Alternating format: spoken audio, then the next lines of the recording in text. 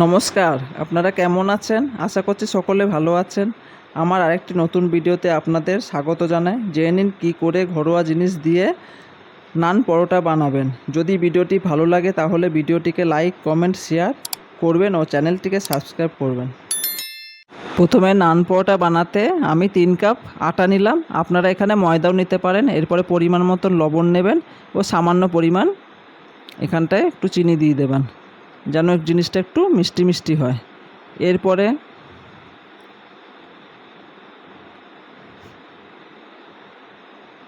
আমি আমুলের ঘি দিলাম। আপনারা যে কোনো ঘি এখানে ব্যবহার করতে পারবেন। আমি এখানে আমুলের ঘি নিয়েছি, কারণ আমি আমুলের ঘিটাই সবসময় ব্যবহার করি। এবার আমি পরিমাণ মতো এখানে ঘি দিচ্ছি। আপনারা দেখে নিন ঘিটাকে দেওয়াটা। এরপর আমি এর সাথে আরও একটা জিনিস অ্যাড করব। ঘিটা আমার দেওয়া হয়ে গেল। এরপর আমি ইস্ট ব্যবহার করছি এখানে পরিমাণ মতন। আপনারা যে কোনো দোকানে, মুদির দোকানে, বড় বড় দোকানে আপনারা দেখবেন ইস্ট বললে ওরা দিয়ে দেবে। 50 টাকার ভিতরে ইস্টটা পাওয়া যায়, আপনারা সেখান দিয়ে নিয়ে নেবেন। এবার আমি পরিমাণ মতো ইস্টটা দিলাম, দিয়ে সব কটা জিনিসকে এখানটায় ভালো করে মাখাবো। দেখে নিন আমি কি করে মাখাচ্ছি। এবার তার জন্য আমি গরম দুধ নেব। দুধ নিয়ে এসে আমি গরম করে নিয়েছি, নিয়ে সেটাকে দিয়ে পুরোটাই আমি দুধ দিয়ে এখানটায় মাখবো। একটু নরম নরম মাখাটা হবে, খুব যেন শক্ত না হয়। দেখে নিন কেমন মাখাটা হয়েছে।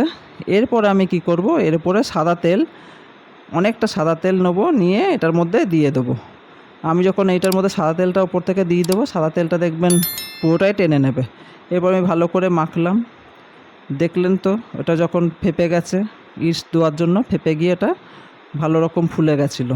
এরপর আমি সব কটাকে লেচি করে নিলাম। আমার এখানে মোটামুটি 8টা থেকে 10টা হয়েছে লেচি।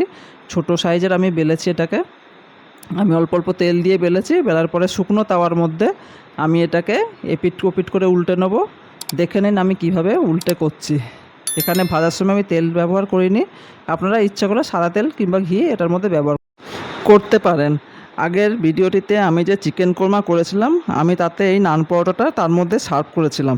আপনারা চাইলে চ্যানেলে গিয়ে কিভাবে চিকেন কোরমা করেছিলাম ভিডিওটি দেখতে পারেন। যদি ভিডিওটি ভালো লাগে তাহলে ভিডিওটিকে লাইক, কমেন্ট, শেয়ার করবেন ও চ্যানেলটিকে সাবস্ক্রাইব করবেন। ধন্যবাদ।